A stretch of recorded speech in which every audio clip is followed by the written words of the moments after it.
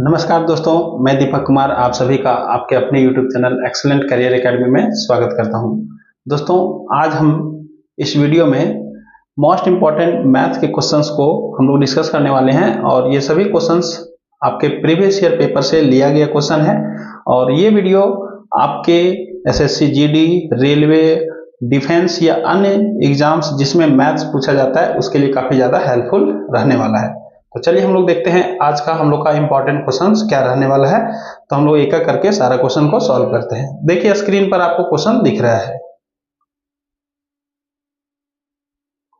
देखिए हमारा question number 1 क्या कहता है, इसको ध्यान से आप देखिए। क्वेश्चन नंबर 1 कहता है कि √6, √8 और √21 का चतुर्थानुपाती क्या है। तो हम लोग का जो क्वेश्चन है, पहला नंबर क्वेश्चन, उसमें देखेंगे कि बोल रहा है कि √6, √8 और √21 है ना, इसका चतुर्थानुपाती क्या है। तो दोस्तों यहाँ पर ये 3 नंबर दिया हुआ है, इसका चतुर्थानुपाती पूछ रहा है।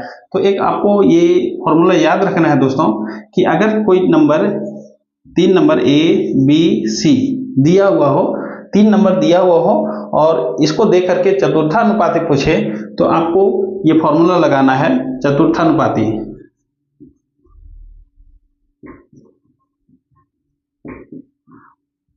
है ना। ये 3 नंबर है तो चतुर्थानुपाती का जो फॉर्मूला होगा वो क्या होगा, B/C/A। ठीक है, यानी A, B, C 3 नंबर दिया हुआ है और चतुर्थानुपाती पूछे, यानी कि ये तीनों नंबर का चतुर्थानुपाती A, B, C का चतुर्थानुपाती अगर पूछ रहा है तो आपका ये फॉर्मूला हो जाएगा। ठीक है, तो यहाँ पर आप देखेंगे कि इसके अनुसार से हमारा क्या आंसर होने वाला है। तो देखिए दोस्तों यहाँ पर क्या है ये हमारा A है, ये B है और ये C है। ठीक है, A, B, C मान लिए तो क्या होगा चतुर्थानुपाती। यहाँ पर हम लोग देखेंगे कि B इंटू C यानी कि √8 इंटू √21 है ना, और बाय √6 हो जाएगा, है ना। अगर हम लोग यहाँ पर देखें दोस्तों तो √8 को हम लोग क्या लिख सकते हैं, √8 को हम लोग लिखेंगे दोस्तों 2√2 लिख सकते हैं, 2√2 इंटू और √21 इसको हम लोग लिख सकते हैं दोस्तों √7 इंटू √3 है ना।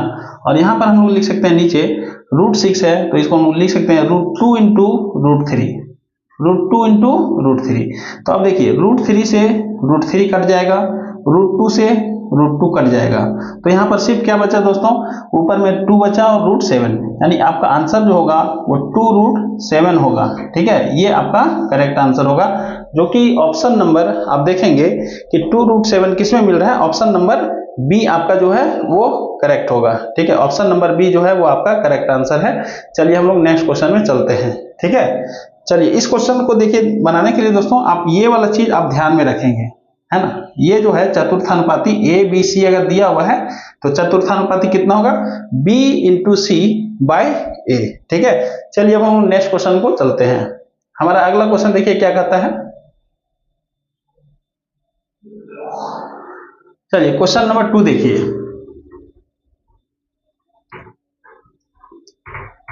क्वेश्चन नंबर 2 कहता है कि 40 और 50 के बीच कितनी अभाज्य संख्याएं हैं। 40 से 50 के बीच कितनी अभाज्य संख्याएं।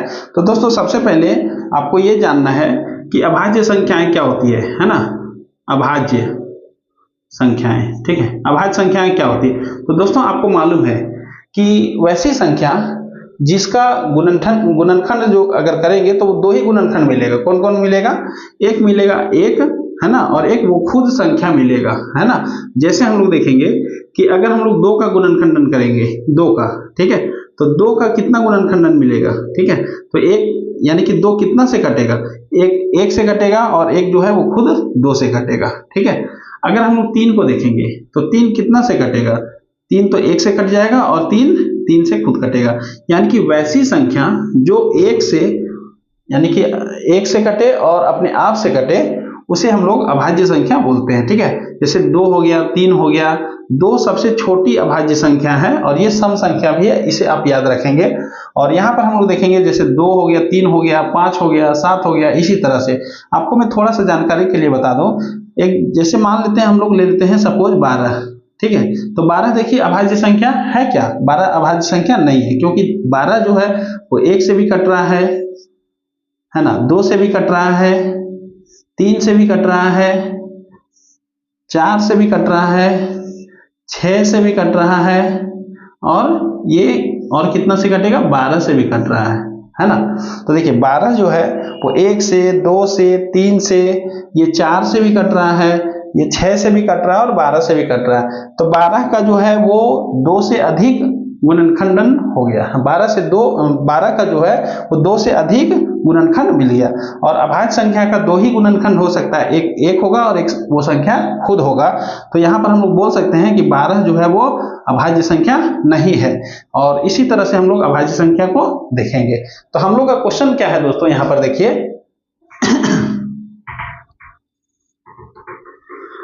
हम लोग का क्वेश्चन है कि 40 और 50 के बीच कितनी अभाज्य संख्या है? 40 से 50, 40 से 50 है ना। 40 से अगर 50 के बीच में देखेंगे तो कितनी अभाज्य संख्या है? तो यहाँ पर हम लोग देखेंगे सबसे पहला अभाज्य संख्या मिलेगा 40 और 50 के बीच में 41 है ना। 42 नहीं होगा, 43 होगा, है ना, 43 होगा। 44, 45 नहीं होगा, 46 नहीं होगा, 47 होगा। कौन होगा? 47। 48 भी नहीं होगा और 49 भी नहीं होगा। ठीक है, तो यहाँ पर हम लोग देखें कि कितना संख्या मिला? 41, ये 43 और ये 47, यानी टोटल कितना हो गया? 3 अभाज्य संख्या मिला। कितना? 3। तो 40 से 50 के बीच में कितनी अभाज्य संख्या है? 3 अभाज्य संख्या। तो ये आपका राइट आंसर होगा, जो कि आपका ऑप्शन नंबर कितना में मिलेगा? ऑप्शन नंबर सी होगा। ठीक है, 3। चलिए अब हम लोग नेक्स्ट क्वेश्चन में चलते हैं। हमारा अगला क्वेश्चन देखिए क्या कहता है। क्वेश्चन नंबर 3 है ना। देखिए ये सभी क्वेश्चन जो है वो प्रीवियस ईयर पेपर से लिया गया है और इसी तरह के क्वेश्चन जो है वो आपके एग्जाम में भी रिपीट होने की ज्यादातर संभावना है। तो सभी क्वेश्चन को अच्छे ढंग से देखें। देखिए क्वेश्चन नंबर 3 क्या कहता है। रमेश ने कुल 180 रुपये में 40 पेंसिल खरीदी और 180 रुपये में 2 दर्जन पेनें खरीदी, यानी कि 180 में 40 पेंसिल और 180 में 2 दर्जन पेन खरीदा। ठीक है, ये आपको समझ में आ गया। 180 में 40 पेंसिल मिला और फिर 180 में 2 दर्जन पेन मिला। तो कहता है एक पेन और एक पेंसिल के मूल्य में अंतर ज्ञात कीजिए, यानी एक पेन और एक पेंसिल का दाम में क्या डिफरेंस है। तो अगर हम लोग देखेंगे पहले जो है वो पेंसिल के लिए हम लोग देख लेते हैं। तो एक पेंसिल है ना, एक पेंसिल का अगर हम लोग सीपी देखें, यानी एक पेंसिल को उसको का जो दाम है वो उसको कितना पड़ा, तो 180 रुपया में ये 40 पीस खरीदा है ना। तो यहाँ पर अगर देखा जाए तो 1 0 1 0 कट जाएगा, 4 से काटेंगे, 4 4 चौक 16, 2 बच गया, 4 5 20, यानी 4.5। यानी कि यहाँ पर देखिए एक पेंसिल का दाम जो है वो 4.5 रुपीज। ठीक है, अब हम लोग देखते हैं एक पेन का कितना पड़ा। तो दोस्तों एक पेन का निकाल लेते हैं। एक पेन का जो है वो कितना पड़ेगा, तो टोटल कितना रुपया लगा है? 180 रुपया। और इसमें उसको कितना पीस मिला है पेन? उसको मिल गया है 2 दर्जन। 2 दर्जन मतलब हो गया 24 पीस। 2 दर्जन मतलब 24 पीस। चलिए 24 से हम लोग भाग दे देते हैं। चलिए इसको हम लोग देखें तो अगर हम लोग इसको काटना चाहे 6 से भी काट सकते हैं, काफी आसानी से कट जाएगा। ये 6 से अगर इसको काटेंगे हम लोग तो 6 चौक 24 हो जाएगा और 6 तिया 18। ठीक है, और ये 1 0 बच गया। अगर हम इसको 4 से काट देते हैं तो 4 7 28 हो जाएगा और ये फिर 2 बच जाएगा, 4 5 20 हो जाएगा। ठीक है, यहाँ से अगर हम लोग देखेंगे तो 7.5 हो जाएगा। क्लियर है। तो यहाँ पर हम लोग देखें कि एक पेंसिल का दाम जो है वो 4.5 और एक पेन का दाम जो है वो कितना आ गया? 7.5। तो यहाँ पर हम लोग देखेंगे कि ये दोनों के बीच का डिफरेंस कितना है। ये दोनों के बीच का जो डिफरेंस है 4.5 और 7.5, यानी ये 3 का डिफरेंस है। कितना का डिफरेंस है? 3 का डिफरेंस है। तो हम लोग का आंसर जो होगा वो यही होगा, 3 का डिफरेंस है ना। तो इसका राइट आंसर क्या होगा दोस्तों? हमारा ऑप्शन नंबर बी जो है ऑप्शन नंबर बी 3 रुपये का डिफरेंस होगा। एक पेंसिल और एक पेन के बीच का जो दाम है, इसके बीच में कितना का अंतर होगा? इसके बीच में 3 रुपये का अंतर है। ठीक है, चलिए अब हम लोग नेक्स्ट क्वेश्चन चलते हैं, क्वेश्चन नंबर 4। देखिए अब हमारा क्वेश्चन नंबर 4 क्या कहता है? क्वेश्चन नंबर 4 देखिए, कहता है कि एक कार 5 घंटे में 240 किलोमीटर की दूरी तय करती है। एक कार 5 घंटे में 240 किलोमीटर की दूरी तय करती है। यदि वह अपनी सामान्य गति से आधी गति से चलती है तो इस दूरी को तय करने में कितना अधिक समय लगेगा?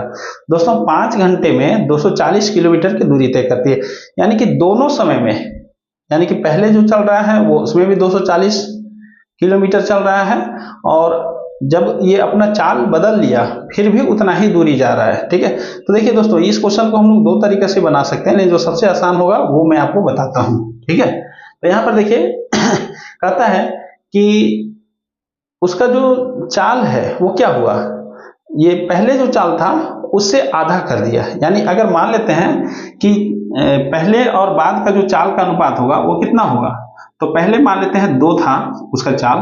ठीक है, चाल का अनुपात यानी सबसे शुरू वाला यानी प्रारंभिक और अंतिम है ना के बीच का चाल का अनुपात अगर हम लोग देखेंगे, ठीक है, अगर चाल का अनुपात हम लोग देखेंगे दोस्तों, है ना, तो चाल का अनुपात कितना हो जाएगा? 2:1। क्यों? क्योंकि पहले जितना था बाद में वो अपना चाल क्या किया, बाद में अपना चाल आधा कर दिया। यानी पहले अगर चाल 2 था तो ये अब चाल 1 से चलेगा। तो दोस्तों आप लोग को मालूम है कि अगर चाल का अनुपात 2:1 है तो अगर हम लोग देखेंगे कि इसका समय का अनुपात कितना हो जाएगा, समय का अनुपात, तो अगर चाल का अनुपात जितना भी है तो समय का अनुपात हम लोग जस्ट उसका उल्टा लिख सकते हैं। ठीक है, तो समय कितना लगेगा यहां पर देखें, क्योंकि चाल और समय जो है वो एक दूसरे का इनवर्सली प्रोपोर्शनल होता है, व्युत्क्रमानुपाती है ना। तो अगर यहां पर चाल 2:1 है तो समय लगेगा कितना, 1:2 लगेगा। ठीक है, यानी ये हमारा ये प्रारंभिक है और ये अंतिम वाला है। ठीक है, ये प्रारंभिक है और ये अंतिम वाला। उसी तरह समय भी ये प्रारंभिक लग रहा था 1, अब लगेगा 2। ठीक है, तो अब यहां पर देखिए कहता है इस क्वेश्चन में कि इस दूरी को तय करने में कितना अधिक समय लगेगा। इस दूरी को तय करने में कितना अधिक समय लगेगा, तो समय पहले 1 लगता था, अब कितना लग रहा है, 2 लग रहा है। तो कितना अधिक समय लग रहा है दोस्तों, कितना अधिक समय लग रहा है, तो एक हम लोग के पास देख रहे हैं कि 1 यूनिट का टाइम जो है वो अधिक लग रहा है। और पहले जो है वो समय कितना लगता था, ये प्रारंभिक समय, तो पहले लग रहा था 1 यूनिट, है ना। तो 1 यूनिट का वैल्यू कितना दिया हुआ है, 1 यूनिट का पहले समय का वैल्यू दिया हुआ है 5 घंटा। कितना दिया हुआ है, 5 घंटे, है ना, 5 घंटे। तो 1 यूनिट यानी पहले 5 घंटा लग रहा था और अब जो है वो 1 यूनिट ज्यादा समय लग रहा है, यानी कि अब भी 1 यूनिट का वैल्यू कितना होगा, 5 ही घंटा होगा, है ना। तो इसलिए हमारा जो क्वेश्चन का आंसर होगा कितना अतिरिक्त समय लगेगा, तो 1 यूनिट के बराबर लग रहा है, तो 1 यूनिट बराबर हमारा हो जाएगा 5 घंटे, यही हमारा आंसर होगा। ठीक है, चलिए तो इसका राइट आंसर क्या होगा, ऑप्शन नंबर बी जो है वो हमारा करेक्ट आंसर होगा, ऑप्शन नंबर बी। ठीक है, ऑप्शन नंबर बी जो है वो आपका करेक्ट आंसर है। लेकिन यहां दोस्तों अगर मान लीजिए ये पूछता कि अंतिम जब जिस तरह यात्रा किया, है ना, अंतिम बार जिस तरह यात्रा किया उसमें टोटल कितना समय लगा, तो टोटल 2 यूनिट का समय लगा। कितना यूनिट का समय लगा, 2 यूनिट का। तो 1 यूनिट का 5 घंटा, तो 2 यूनिट का कितना लगेगा, 10 घंटा लगेगा। सीधी सी बात है, ये बात आपको क्लियर होना चाहिए। ठीक है, चलिए अब हम लोग नेक्स्ट क्वेश्चन है, इसको क्वेश्चन नंबर 5 में अब हम लोग चलते हैं।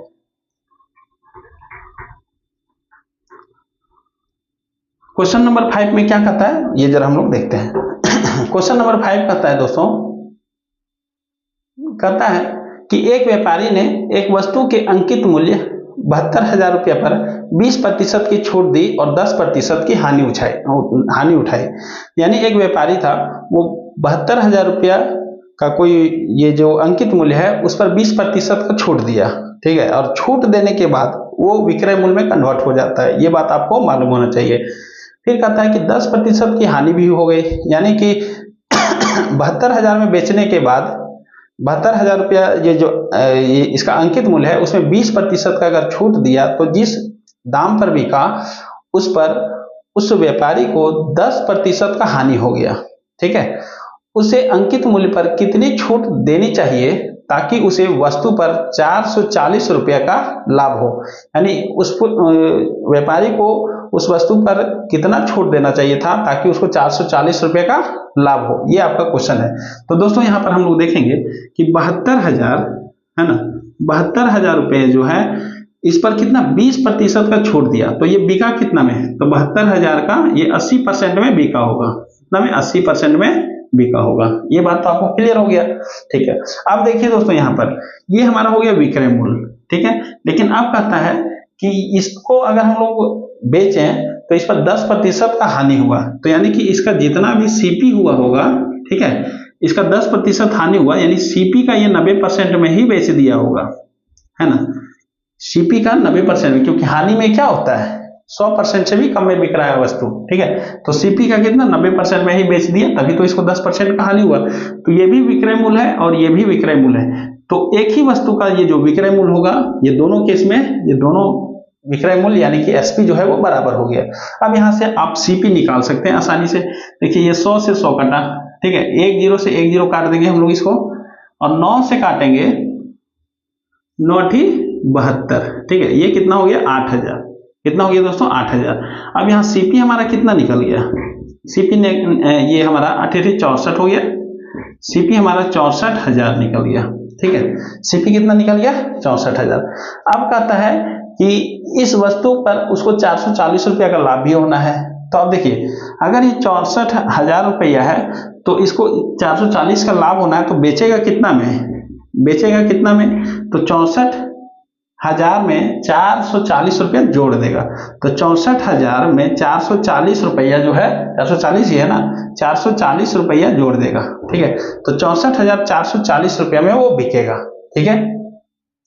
अब देखिए दोस्तों यहां पर कहता है कि अब अगर ये 64,440 रुपये में अगर बिकता है तो इसको कितना प्रतिशत का छूट मिला है ये बताना है। तो ये इसका सीपी, ये इसका जो मार्क प्राइस है ना, जिसको एमपी बोलते हैं, जिसको अंकित मूल्य बोलते हैं, ये तो 72,000 ही है। ये कितना है 72,000। 72,000 का चीज जो है वो कितना में बिक रहा है 64,440 रुपये में। 72,000 का चीज 64,440 रुपये में बिक रहा है, तो ये कितना छूट मिला, ठीक है, ये प्रतिशत में आपको बताना है। तो पहले कितना छूट मिला ये आप देख लीजिए। तो यहाँ से अगर हम लोग देखेंगे तो कितना हो जाएगा, ये 7,000 और 560 है ना, यानी कि 7,560 रुपया, ठीक है। तो हमारा छूट कितना मिला, जिसको हम लोग डिस्काउंट बोलते हैं, तो डिस्काउंट कितना मिला 7,560 रुपया, है ना, डिस्काउंट मिला 7,560 रुपया। तो हमको डिस्काउंट नहीं निकालना है, डिस्काउंट परसेंट निकालना है। हमको क्या निकालना है दोस्तों, डिस्काउंट परसेंट, ठीक है। तो डिस्काउंट परसेंट कैसे निकलेगा, कितना डिस्काउंट देना है ये, ठीक है, और बटे मार्क प्राइस यानी कि जो अंकित मूल्य है, तो अंकित मूल्य कितना है 72,000, अंकित मूल्य हमारा 72,000 है। इसको परसेंट में करने के लिए हमको 100 से गुना कर देना है। चलिए यहाँ पर देखिए ये 2 0, ये 2 0 कटा, ये 1 0 और ये 1 0 कट गया, ठीक है। अगर हम इसको काटेंगे तो कितना हो जाएगा, देखिए 72 से एक बार में काटेंगे, ये 72 से कितना बार में कट जाएगा, 72 से ये एक बार में कट जाएगा, बच गया 3, है ना। फिर यहाँ पर ये इसको दे देंगे 36, नहीं काटा हम लोग 0 डालेंगे, और ये हमारा कितना हो जाएगा 360 हो जाएगा, है ना, पॉइंट डाल के फिर एक 0 हम उस पर और बैठाएंगे, तो ये हो जाएगा 360, जो कि 72 से कितना बार में कटेगा 5 बार में कटेगा। कितना बार में कट रहा है दोस्तों 5 बार में। तो टोटल हमारा कितना आ गया आंसर 10.5%, ठीक है। ये हमको इतना डिस्काउंट चाहिए, ठीक है। अगर हमको 440 रुपया फायदा लेना है तो 72,000 पर हमको कितना परसेंट का डिस्काउंट चाहिए, 10.5% का डिस्काउंट चाहिए। तो ये आपका ऑप्शन नंबर कहाँ मिलेगा, ऑप्शन नंबर ए जो है वो आपका करेक्ट होगा, ठीक है। तो आप इसे नोट कर लीजिए और इसे बढ़िया ढंग से आप रिवीजन करिए, ठीक है। ये ऑप्शन नंबर ए जो है वो आपका करेक्ट आंसर है। चलिए हम लोग नेक्स्ट क्वेश्चन में चलते हैं।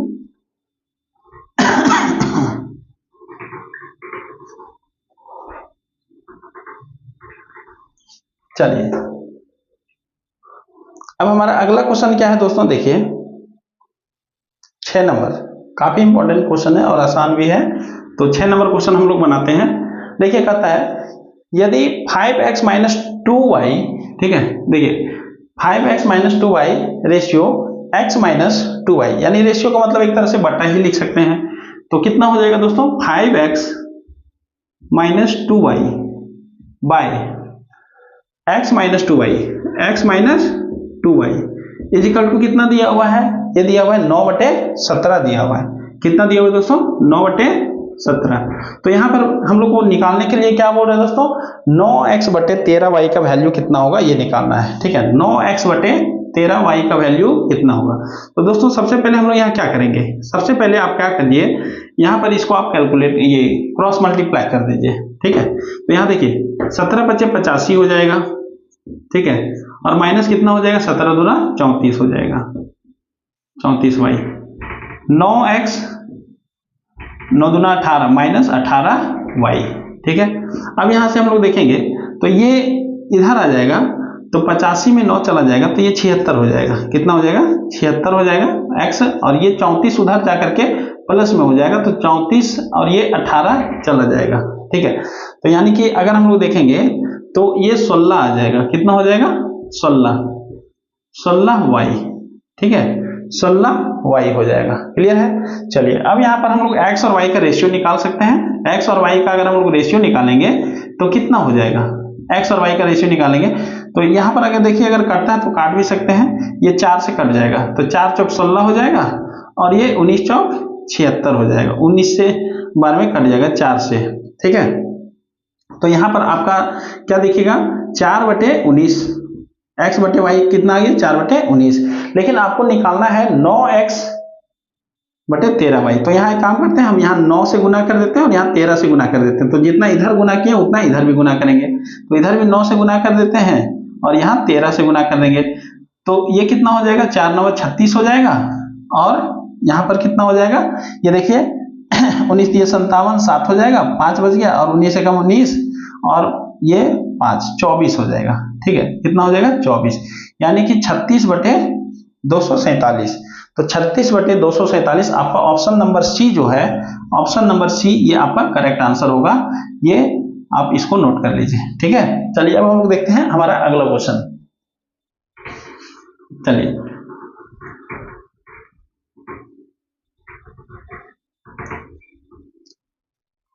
हमारा क्वेश्चन नंबर अब 7 होने वाला है। देखिए क्वेश्चन नंबर 7 क्या कहता है, क्वेश्चन नंबर 7 कहता है दिव्या ने 3,50,000 रुपये में एक कार खरीदी और 4,35,000 रुपये में बेच दिया। काफी इंपॉर्टेंट क्वेश्चन है और काफी आसान है ना, ये तो बहुत बेसिक सा क्वेश्चन हो गया है।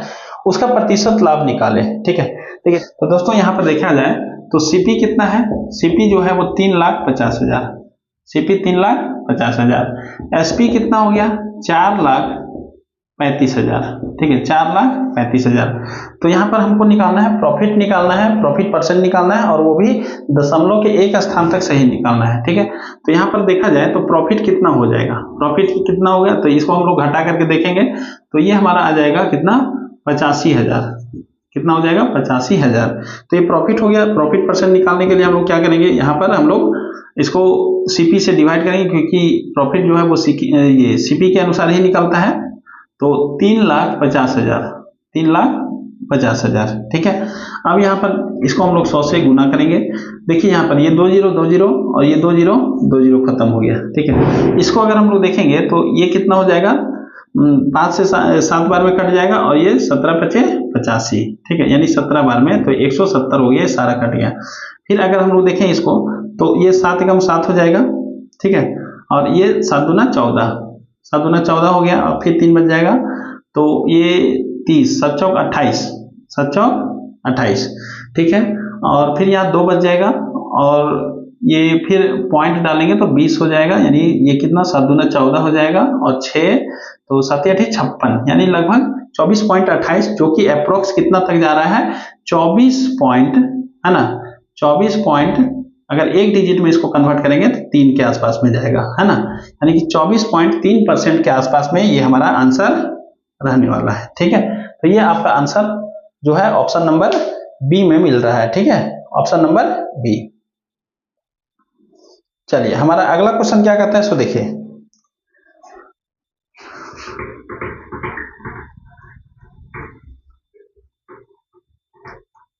हमारा नेक्स्ट क्वेश्चन है क्वेश्चन नंबर 8। क्वेश्चन नंबर 8 क्या कहता है, इसको देखिए। क्वेश्चन नंबर 8 जो है इसमें क्या कहता है कि 9 सेंटीमीटर त्रिज्या और 15 सेंटीमीटर ऊंचाई वाले एक शंकु को पिघलाकर 45 सेंटीमीटर ऊंचाई का एक बेलन बनाया जाता है। यहाँ पर दो फिगर दिया हुआ है, शंकु को पिघला करके बेलन बनाया जाता है। ठीक है, तो दोस्तों यहाँ पर एक छोटा सा मैं आपको फॉर्मूला लिख देता हूँ। तो देखिए ये फोटो आप देख सकते हैं, ये जो फोटो दिख रहा है, ठीक है, ये आपका शंकु का है। ठीक है, ये आपका शंकु का है और यहाँ पर ये जो नीचे हम छाप दे रहे हैं ये आपका बेलन का है।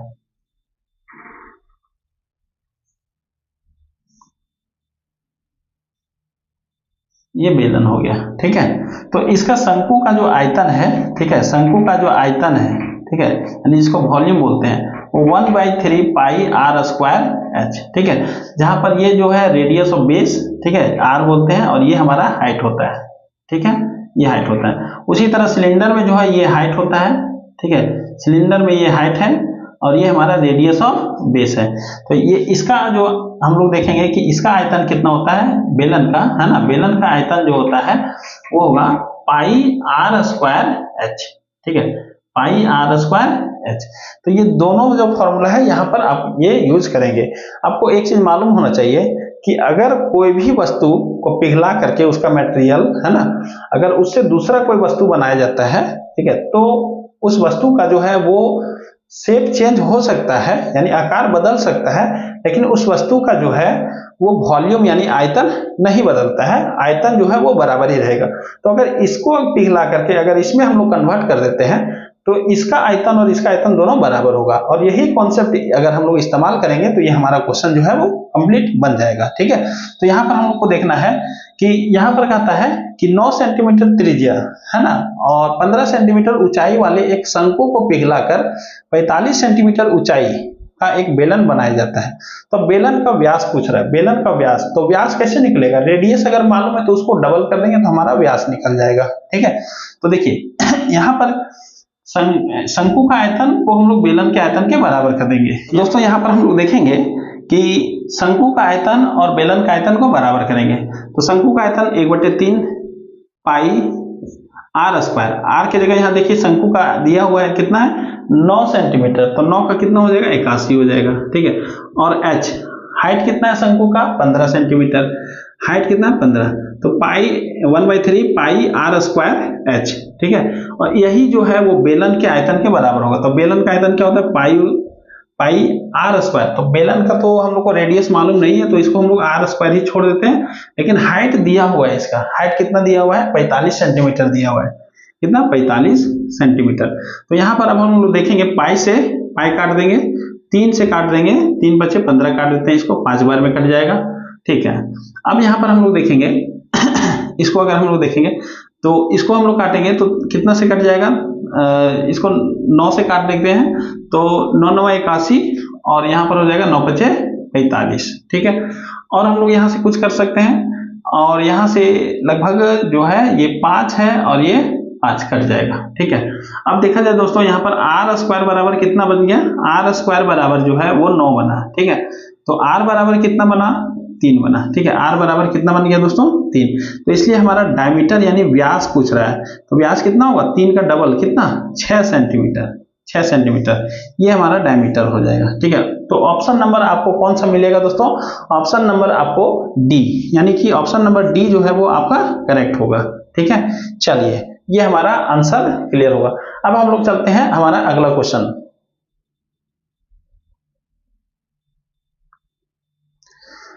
हमारा अगला क्वेश्चन क्या है सो देखिए दोस्तों,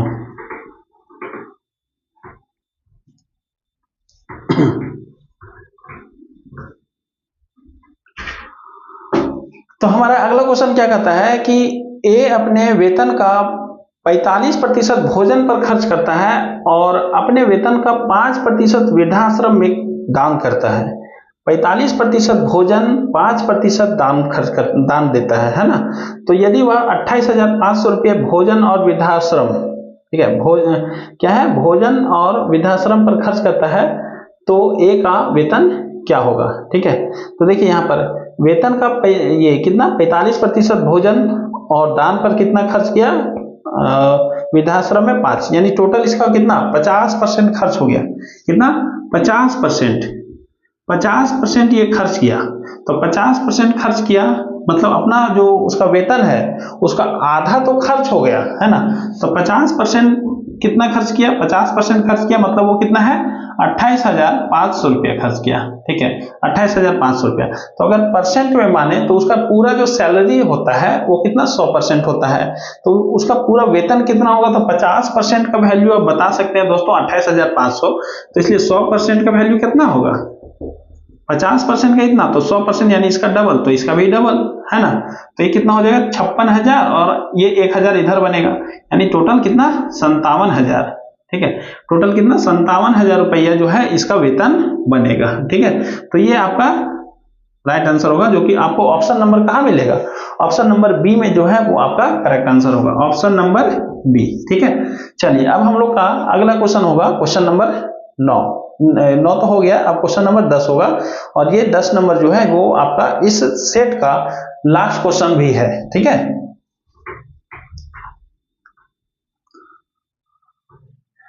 चलिए ये घंटी वाला सवाल है दोस्तों।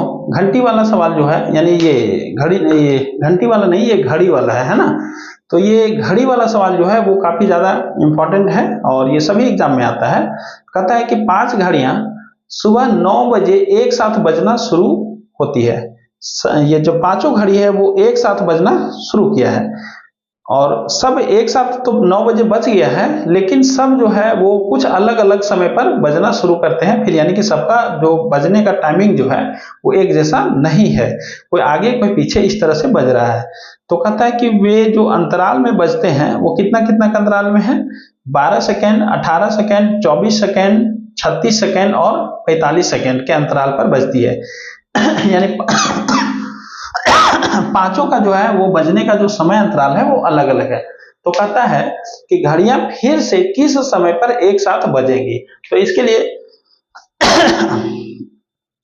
लिए दोस्तों आपको कुछ नहीं करना है, जो भी समय अंतराल दिया हुआ है इसका आपको एलसीएम लेना है। 12 हो गया, ठीक है 18 हो गया, 12, 18 और 24 हो गया, ठीक है 24 और फिर कितना 36 हो गया, 36 हो गया और कोई है 45 है। ठीक है ये 45 है। तो इसका आपको क्या करना है दोस्तों एलसीएम लेना है। ठीक है एलसीएम लेना है, यानी कि आपको एलसीएम का मतलब होता है कि आपको एक छोटी से छोटी संख्या आपको निकालना है। ये सभी के लिए आपको एक छोटी से छोटी संख्या निकालना है जो ये सभी से कट जाए, उसी को हम लोग एलसीएम बोलते हैं, है ना। तो यहाँ पर अगर देखा जाए तो ये सबका अगर हम लोग एलसीएम निकालेंगे, ठीक है ये सबका अगर हम लोग एलसीएम निकालेंगे तो ये हम लोग को कितना मिलेगा, ये मिलेगा 360 मिलेगा। कितना मिलेगा 360। एलसीएम निकालने के लिए तो आप लोग जानते ही हैं, तो आप एलसीएम निकाल सकते हैं। ठीक है चलिए ये हो गया आपको कितना 360। ठीक है तो ये 360, ये सारा जो है वो इस जो टाइमिंग दिया हुआ था सबका यूनिट सेकंड है। तो ये भी जो समय निकला ये कितना निकला, जो 360 निकला ये सेकंड है ना, इस सेकंड के लिए है। ठीक है तो इसको हम लोग क्या करेंगे, इसको अब हम लोग मिनट में कन्वर्ट करेंगे। तो 360 सेकंड मतलब इसको अगर हम लोग मिनट में कन्वर्ट करेंगे तो 60 से भाग देंगे तो हम लोग को टोटल कितना मिलेगा 6 मिनट मिलेगा। कितना 6 मिनट। तो ये बता रहा है जो एलसीएम आता है ये बताता है कि अब इतने समय के बाद फिर से सब एक साथ बजेंगे। ठीक है तो पहले कितना बजे बजा था, ठीक है पहले सब एक साथ कब 9 बजे, ठीक है 9 बजे बजा था, 9 बजे सुबह में बोल रहा है ना, हाँ 9 बजे सुबह बजा था। ठीक है 9 बजे सुबह ये स्टार्टिंग में था 9 बजे सुबह। और अब कब बजेगा एक साथ, अब कब बजेगा एक साथ, ठीक है अब जो है वो 6 मिनट आगे, यानी कि 9:06 है ना, 9:06 यानी इतना बजे सुबह।